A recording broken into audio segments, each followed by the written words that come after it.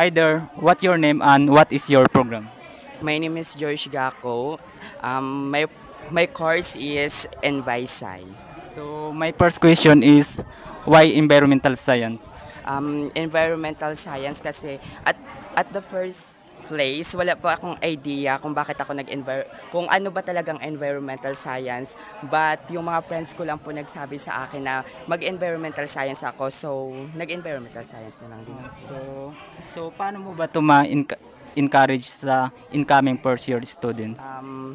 Lahat naman sila may kanya-kanyang choice when it comes kung ano yung gusto nilang i-pursue na course. But kung gusto nila mag-environmental science, maganda naman ang environmental science kasi madaming makakatulong ka sa ating kalikasan. So, nasa sa kanila pa din yung desisyon kung ano yung kurso na suit para sa kanila.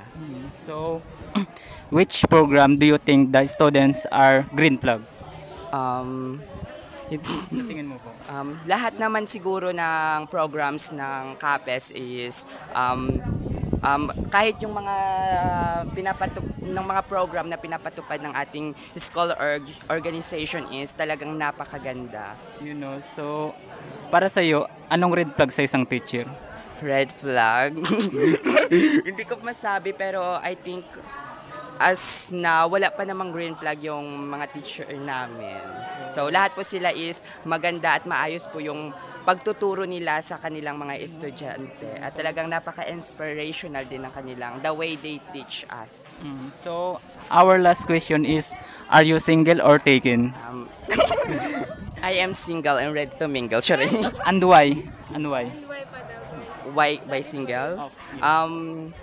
For some reason. So, kung bakit single, yes. At isa pa, hindi mo naman kailangan magmanali when it sa relationship. So, may tamang panahon para diyan. So thank you George. So